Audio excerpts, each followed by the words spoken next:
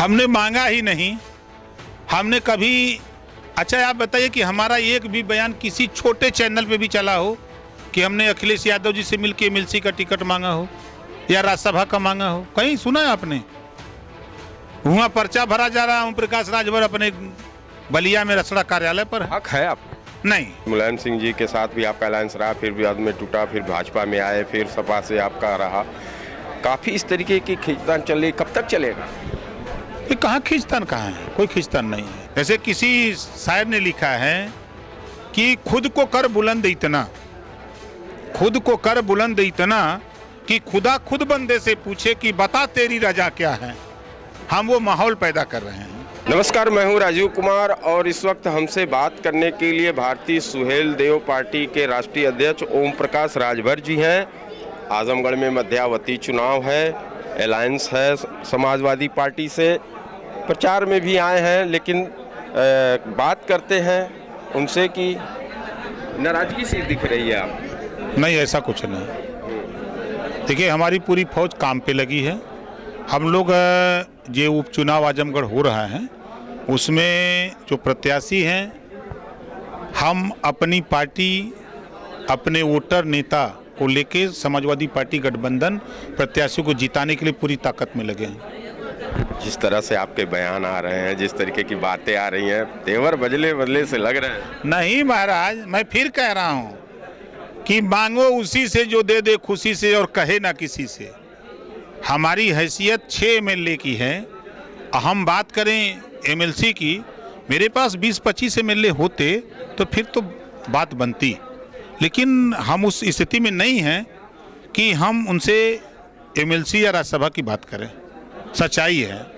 देखिए, सच कहना बगावत है तो समझो हम बागी हैं। हम हमेशा सच कहते हैं, सच के सिवा कुछ नहीं बोलते। तो मांगो उसी से, लेकिन खुलेआम तो हो गया? नहीं, मेरे पास भाई, मैं तो वो चीज़ पैदा कर रहा हूँ। जैसे किसी शायर ने लिखा है कि खुद को कर बुलंद इतना, खुद को कर बुलंद इतना कि खुदा खुद बंदे से पूछे कि बता तेरी रजा क्या है। हम वो माहौल पैदा कर रहे हैं। आपकी रजा की बात है तो जब भारतीय जनता पार्टी में थे तब भी रजा नहीं काम आई, अब समाजवादी में है, ये भी सवाल उठ रहा है।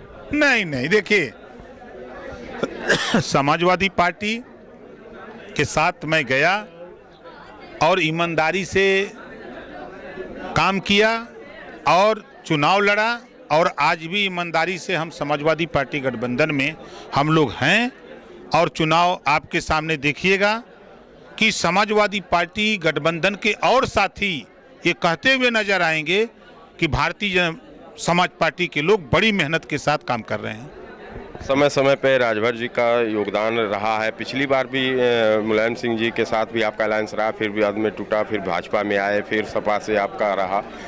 काफ़ी इस तरीके की खींचतान चल रही, कब तक चलेगा? ये कहाँ खींचतान, कहाँ है? कोई खींचतान नहीं है। देखिए, जब गठबंधन होते हैं तो गठबंधन चुनाव के लिए होते हैं।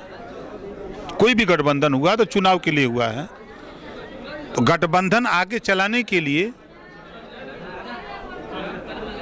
गठबंधन के साथीगण आगे चलाना चाहें तो चलेगा। तो हम चलाने के लिए तैयार हैं, अखिलेश जी चलाने के लिए तैयार हैं, तो चल रहा है। जिस तरीके से ओम प्रकाश राजभर की एक पहचान है, तुरंत तेवर अपना दिखा देते हैं और एक टेम्पर की बात को भी वो महसूस नहीं करते, क्या ये इसके पीछे क्या कारण? ये कोई कारण नहीं। देखिए, सच होता है और ओम प्रकाश राजभर झूठ बर्दाश्त नहीं करते। गलत कोई कहता है तो फिर उसका जवाब हम उसी की भाषा में देते हैं कि भाई तुम गलत बोल रहे हो, सही बात ये है, नहीं हमको समझा दो। हम उस हिसाब के आदमी हैं कि हम प्रदेश में बार बार कह रहे हैं कि भाई 1931 में जातिवार जनगणना हुई, तो आज इतने लंबे समय के बाद संविधान में 10 साल पे व्यवस्था है जातिवार जनगणना की, तो फिर इतने दिन में क्यों नहीं, कोई नेता क्यों नहीं बोला? ये सवाल है ना। अगर इस पे कोई बहस करता है तो बहस हमको समझा दे। तो आपने तो इस पे अखिलेश जी से भी जब बिल्कुल, अखिलेश जी को मैंने प्रेस वार्ता करा दिया। वे करो, कहना पड़ा उनको, ओम प्रकाश राजभर के साथ खड़े होना पड़ा।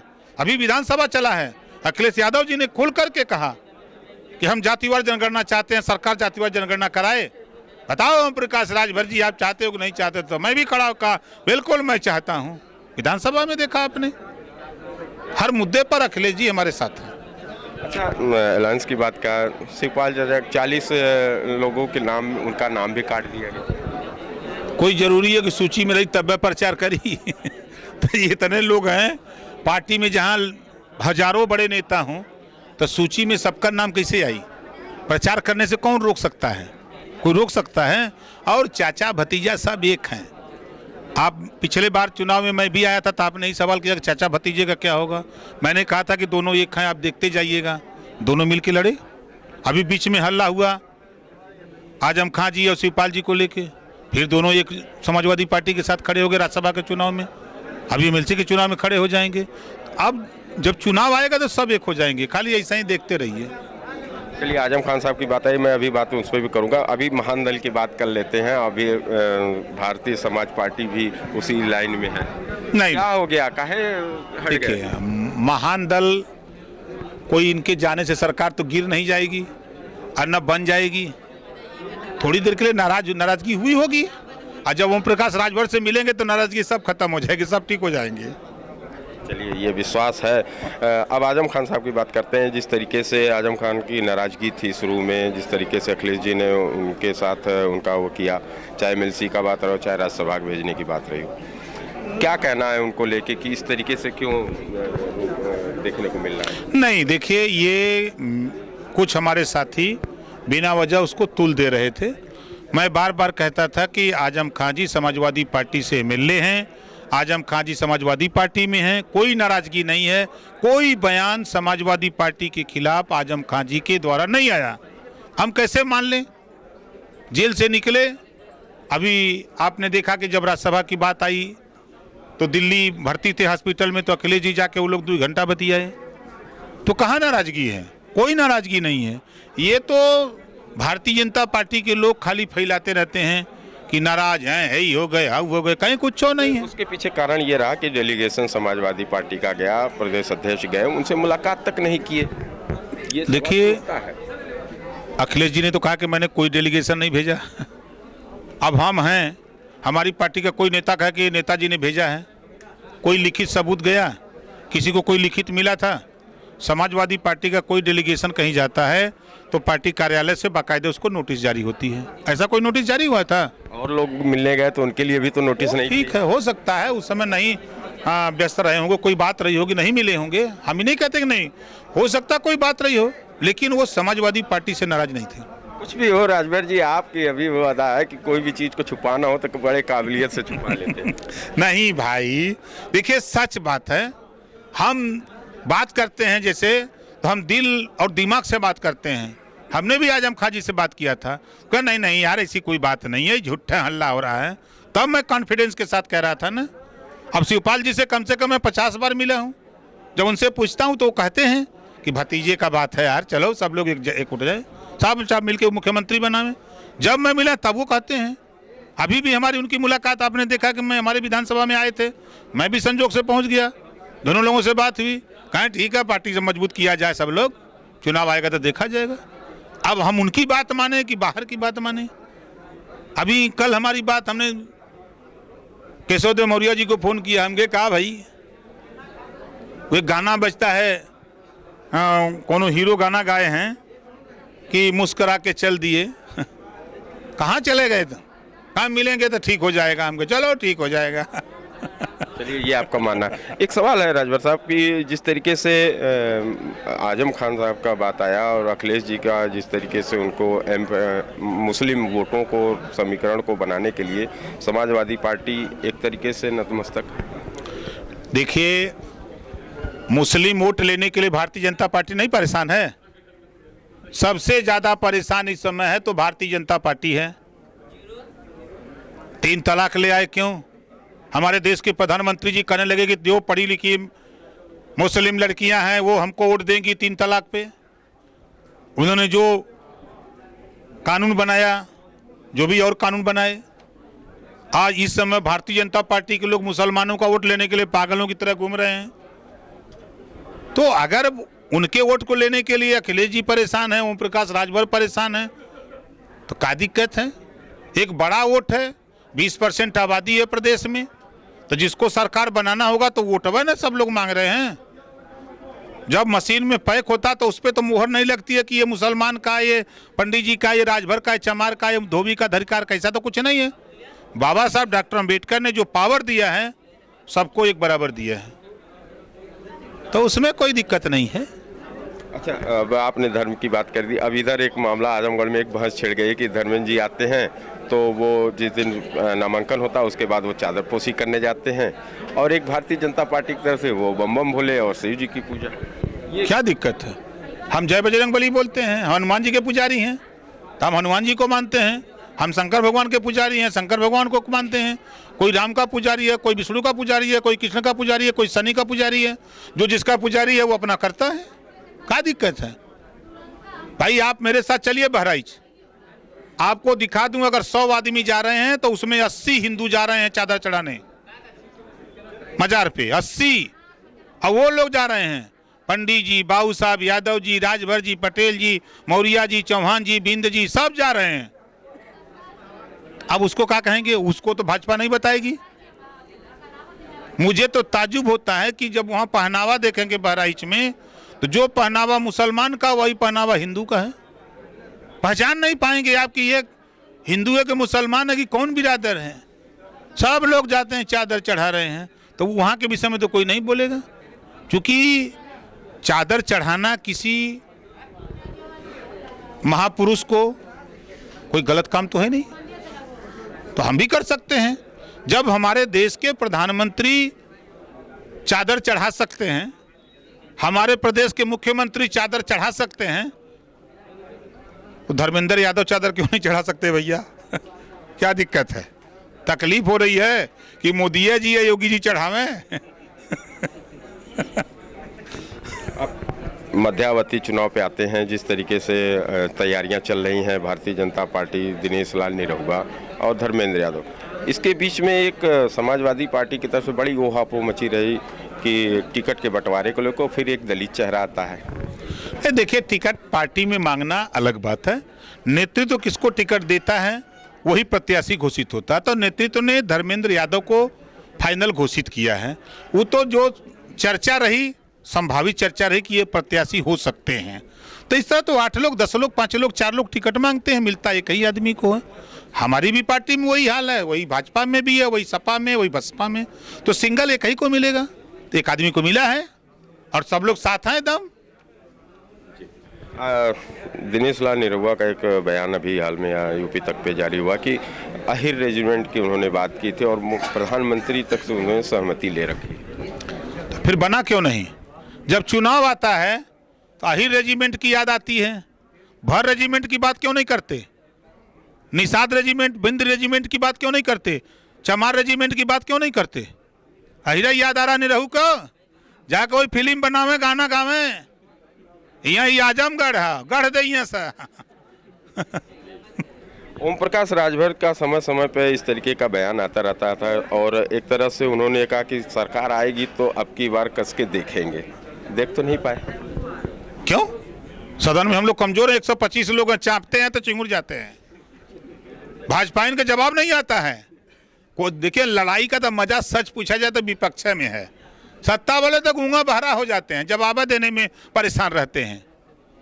लड़ाई का आनंद, हाँ ये जरूर है कि हम लोग, सत्ता एक साधन है, उसके माध्यम से जो चीज हम लोग चाहते थे कि प्रदेश में 25 करोड़ आबादी को हम घरेलू बिजली फ्री देना चाहते थे, हम आवारा पशुओं से निजात दिलाना चाहते थे, हम जातिवार जनगणना करते, हम प्रदेश में एक समान अनिवार्य फ्री शिक्षा देते, हम प्रदेश में नौजवानों को 11 लाख नौकरी देने की बात कर रहे थे, हम प्रदेश में अमन चैन भाईचारा की बात करते थे, हम प्रदेश में जिस तरह आपने देखा होगा कि किसानों के हित के लिए कानून बना, अभी रेजिमेंट की बात आपने शुरू किया, तो क्या पत्रकार आयोग की बात क्यों नहीं करते? नहीं रहू, उनकी सरकार है दम, बोलेंगे, वो जबान खोल दे, जातिवार जनगणना की टिकट काट दें, उनका कुल उठा दें धरती से।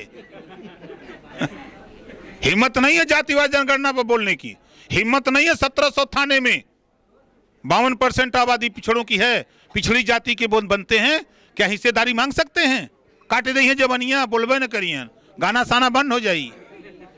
गाते हैं ना, निरहू का गाना बहुत वो भद्दी भद्दी गाना गाता है, समाज में गंदगी फैलाता है। उनका तो कहना है कि हम अश्लीलता के खिलाफ हैं और अश्लील गानों पे सेंसर बोर्ड बना है। गानों में हो सकता है, लेकिन फिल्मों में इस तरीके की बातें नहीं। अश्लील गाना गाते हैं कि नहीं गाते हैं?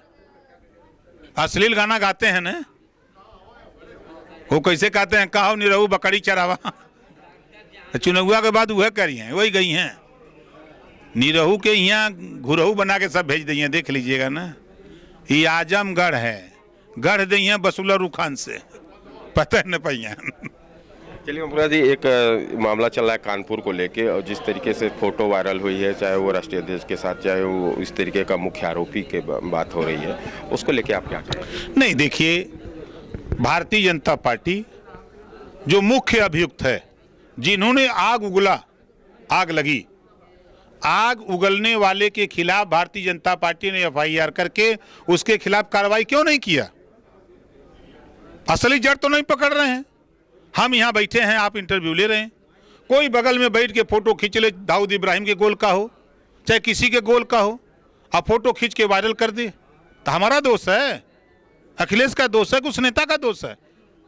अगर ये आग नहीं उगलते, ये बात उभरती, दंगा होता? तो बिना आग के धुआं भी नहीं होता। फिर आग क्यों दिया, धुआं क्यों उठाया? भारतीय जनता पार्टी ने ये आग क्यों उगला? उसके नेता ने क्यों वैसी भाषा बोला? अगर कोई मुसलमान बोल दे तब पूरे देश में आग लग जाएगी। कैसे मुसलमान बोल दिया? किसी भी मजहब और धर्म के खिलाफ किसी को बोलने की इजाजत नहीं है संविधान में। आप कैसे बोल दोगे? जितने लोग भारतीय जनता पार्टी के लोग मुसलमानों के खिलाफ बोलते हैं, उनके खिलाफ कोई कार्रवाई नहीं होती है। नुपुर सलमान बोला, ये तो उदाहरण है, उनके साथ कार्रवाई हुई। अरे जे उगल्ले बकरे खिलाफ भइल कार्रवाई, जेल गईली, घूमत है इन खाली। वो जैसे ना हम सदनमा में कहे कि 30 रुपया में आदमी का पेट भराई कि नहीं, 30 रुपया में गाय का पेट भरत हूँ। जाते हैं कुल गौशाला में तो 2 महीना के बाद डुगुर डुगुर हिलते हैं, वैसे ही हिलते हैं। भाजपा वाले वैसे ही हिलते हैं, काम करने में भागते हैं। जी, अंतिम सवाल हमारा होगा, और खासतौर पर यूपी तक से। पहले तो ये कि बेटे को लेके आप काफ़ी मुतमईन थे, और MLC और चुनाव में जो नतीजा रहा उससे बड़ी चाह तो थी। हमने मांगा ही नहीं, हमने कभी। अच्छा, आप बताइए कि हमारा एक भी बयान किसी छोटे चैनल पे भी चला हो कि हमने अखिलेश यादव जी से मिलकर MLC का टिकट मांगा हो या राज्यसभा का मांगा हो? कहीं सुना है आपने? वहाँ पर्चा भरा जा रहा है, ओम प्रकाश राजभर अपने बलिया में रसड़ा कार्यालय पर है। हक है आप? नहीं, ये गलत बात है। ये आग लगाने वाली, पानी में आग लगाने वाली बात है। ये भारतीय जनता पार्टी के लोग पानी में आग लगाते हैं। अरे हमरे पहले 6 MLA हैं, हम कैसे मांगेंगे? अपनी हम ताकत तो देख लें। मेरे पास अगर 20-25 MLA होते तब तो हम बना ही देते खट से, पार्टी किसी नेता को बना देते, और बना देंगे, देखिएगा ना, आने दीजिए, बनाएंगे, छोड़ेंगे थोड़ा। अरे आने दीजिए, 27 के चुनाव में चाहेंगे हम लोग, ज़्यादा MLA पैदा करेंगे तो खट से मिलेगा। चलिए ओम प्रकाश जी, यही तेवर आपके लिए और हमारे दर्शकों के लिए पसंदीदा है, यूपी तक के दर्शकों के लिए आपका? Thank you, thank you. हम यूपी तक के दर्शकों से कहूँगा कि प्रदेश में अमन चैन भाईचारा पैदा करें, लोगों से मिल्लत की भावना से रहें, और अपने अपने बच्चों को एक समान अनिवार्य फ्री शिक्षा के लिए लड़ें। प्रदेश में घरेलू बिजली का बिल माफ़ी के लिए लोग लड़ें, और प्रदेश में जातिवार जनगणना के लिए लोग लड़ें। प्रदेश में गरीबों का इलाज फ्री में हो, इसके लिए लड़ें, और प्रदेश में नफरत की राजनीति को नकारें, भाईचारा मिल्लत की बात करें, एक साथ मिलकर के सब लोग साथ चलने के लिए, तभी देश, समाज और प्रदेश तरक्की करेगा। शुक्रिया ओम प्रकाश जी।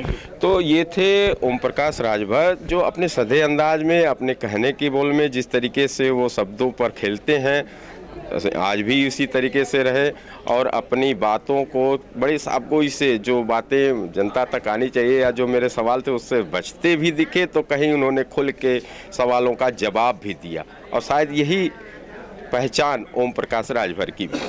राजीव कुमार, आजमगढ़, यूपी तक।